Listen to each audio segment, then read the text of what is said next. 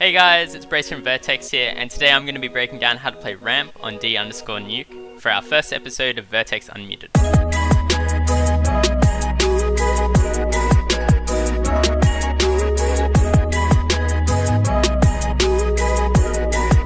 Alright guys, so we're on the server now, and the first thing I want to talk about is what makes a strong ramp player. So say you've started your ECA Open team, or you've started your CGA team, and you're the caller and you're deciding where to put people on CT Nuke.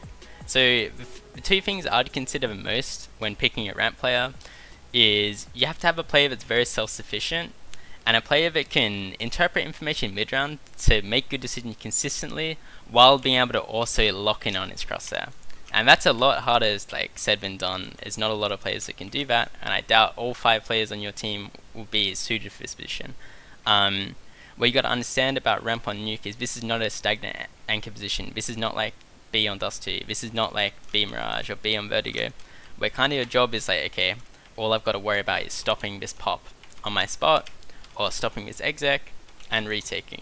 This is a spot where you're going to have to move around a lot mid-round. You're going to have to be very dynamic towards the B site, towards lobby crunches maybe, and also going to fight outside through hell if a teaser doing some sort of yard ramp and maybe you've killed your lobby lurk already.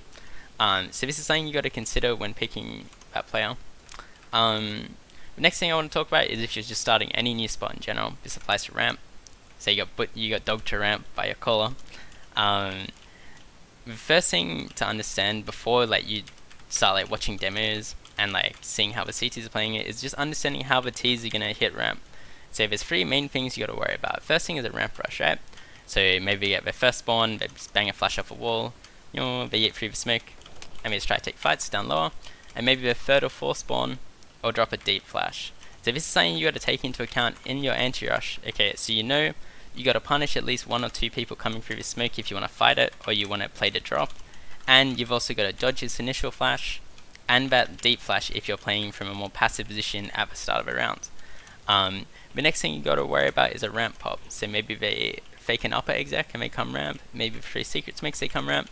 You got to be able to stop a ramp pop. What's very common on a ramp pop, right? You're always going to have this good flash coming through. So this is a lineup you can do through the smoke, come to the top of D1, maybe use crouching at the chair behind you, like here, and I'll throw a deep flash. And this flash is good for a number of things. This is good at stopping any position like up here, on the actual ramp, and it also gets a helloper if it's on this line. If I dot through, getting at this guy. So you need to take that into account mid-round, okay? How they're going to hit ramp. They're probably not going to walk out, but they could, I guess. But what's really common is this flash, so you got to make sure your position takes that into account. And the last thing you got to worry about is just the solo ramp lurk. It's very important that you punish this guy just walking out. These fights are more decent for T, just because it's a right eye peek. If you have a good preem, it's not that disadvantageous. But when you're getting onto these lines, you need to be punishing this guy. These are all left eye peeks for Ts, and it's just, there's so many angles you can play on CT to punish that guy. You need to make sure you're on top of that.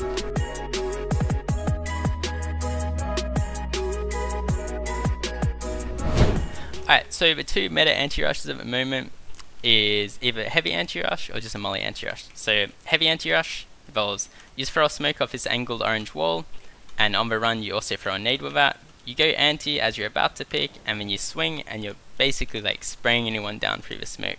And this has a lot of advantages, talking about countering the ramp rush before. So you're smoking off the 3rd and 4th spawn, you're probably nading this 1st and 2nd spawn, you're dodging the 1st flash, and then all you've got to do is spray people coming through with grey screen jumping through this smoke. And this is very advantageous if they are doing a ramp rush. As well, you're in front of a deep flash room, so that doesn't even affect you. This is very strong anti-rush. This is very good on anti-forces, or just a buy from a tease basically. If they don't have enough util or enough firepower to go do an outside play, this is a very strong anti-rush, because all you got to do is make sure they can't just roll with B through ramp, and then we won't have to have 2 dedicated players at outside. You can bring your hell AWPer over.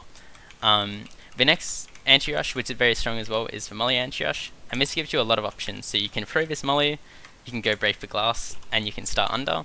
You can throw the molly, you can play from hell if you want to make upper or outside strong. And the other thing that's really strong about this molly anti-rush is you can bring your AWP over while masking the pick. A lot of problems people have in lower tier, say the AWP is coming ramp, you're like, okay, you don't want to smoke the AWP off, and they won't bother throwing a smoke no matter if the only round ramp isn't smoked. If you're adding this molly in on rounds you know they're not going to anti-rush, you have a lot better chance of actually being able to capitalize off that AWP pick when your AWP wants to do it. The other thing it lets you do if you're saving your smoke is you can sit on pixel lines like this, so when they ramp pop, drop that smoke there, and you can go fight people running through the smoke here. Or if they ramp pop, you play like for your 2 shots, and then you drop a smoke off the back wall, and then you can stop them from rolling lower as fast. You can wait for your vent rotate to come in and help you hold mega.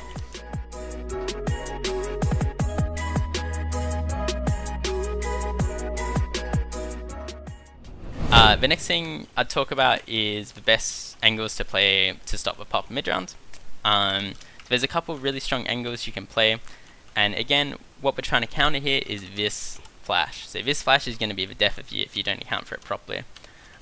So first thing you can do if you have a smoke is you can sit looking at this little sliver, and you just aim a little bit below this like dark spot, and then if you see the pixel cross, so you see a player cross, is probably not going to cross that if they're not popping ramp or is not about to walk out, and you just drop a smoke like this. And then the good thing about this is you can move into this position after, so the flash that's going to blind there, it's not going to get you, and you can spray them coming down through this smoke, or you can just cancel their rush. You get the info there's like 3 or 4 people ramp, and then you can stack accordingly at mid round because you know the pack if a tease is in lobby. Another thing you can do is just sit on the end of here, we call this Zipnex. And the good thing about this angle, especially if you have an AK here, right? So if they're crouching under, you can see the pixel and you can just drop off down into lower.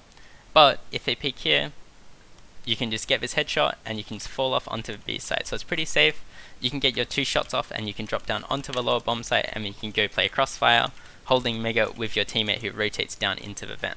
One last spot I'll show you, which is really strong against ramp pops if you have to frag out, or last 2 spots, is here. So you're just playing on the edge of a box like I showed before, and the strong thing about this is against ramp pops, not as much against ramp walkouts. Just because you're dodging all these flashes, maybe the first guy's jumping so you just ignore him, and you can get the 2 people swinging out to trade. It's a very strong spot. And the other strong spot we call jacks is here, and it's got the same idea. So if they walk out, it's not as advantageous, but if they're popping, the flash is going to land behind you, right? So all you've got to do is get your 2 kills and drop. Not going to be contaminated for now. Looks like the CT is able to hold firm. Sharing the line share, Brace able to really transition quite well on the railings. It's all down to Sterling, 1 on 4. So you play other angles there, and your job, again, like I said in the intro, isn't really to hold on to the ramp room, it's more to hold B in the late rounds. So you're spotting here, you drop down to B, and what's really important is if you save your molly or your smoke, depending on the anti-rush, you just drop it behind you just so they can't rush down lower. And you're just listening for whoever drops down vent is going to call, okay, I'm going decon or I'm going double door. So if he says, okay, I'm going decon, he's going to yell it because everyone's comms kind of suck and you want it like very emphasized. If he's going decon, he's going to hold your right side mega. So you know when you're dropping, okay, I'm responsible for the left. Same thing if he goes double door, right? The guy's just yelling, it's like, so you're yelling like ramp pop, he's like, okay, I'm coming down, I'm gonna go double. This guy's got your left side mega. All you had to do is you had to hold on to the right side. You can play from up close, you can play from a spot like this, you can play down at toxic. It's really up to you, and that's the best way to play off your teammate in the mid round if you're pushed down to B. The next important thing when you're playing ramp is when you're pushed down to the B bomb site, if they do secret smokes or maybe if they do vent drop. So if they're doing a vent drop and they can have crossroads control, so basically if they can cross at this point early, so maybe we've done an early smoke wall and you can't rotate down into the double doors in time to get info or to block them off with a smoke or a molly, best thing you can do is just play on the B site. And there's a lot of super strong spots on the B site. One of my favorites is up here, and the idea is if they want to come out the glass, they've got to break the glass, they can open the double door and swing out, and if they open the decon, you can just wait and you can just timing swing whenever you want. This is a very strong position. There's also other spots people like to play. I know some people like to play behind the silo in the mid round, and other people like to play close to the double door. And again, it's just understanding what the T's are going to do. So if a T is here, they've got a couple options. So they can end decon, so like they'll come through decon and they'll just smoke out decon together. They're either going to like wildly run out the doors together fast if they think they have a timing on killing lower, or they're going to take control together. They're going to smoke off the right side of Mega and they're going to molly the left. So these are the things, again, like we're thinking about things to counter up on the ramp, these are the things you have to counter on B, and you just got to make sure you're taking it into account when you're picking your spot. Basically any spot can be good, you just got to think about, okay, what's likely in the round? Had they already killed an outside player who was top secret, they're probably going to speed up B. Coming out with double doors is a lot more likely. Or maybe they've had no contact lower, they don't want to take a risk by just running out with double door with no information, they might want to do a full take from control. Or maybe they're down numbers and we're like, we just need to get onto the B bomb site and get the bomb down.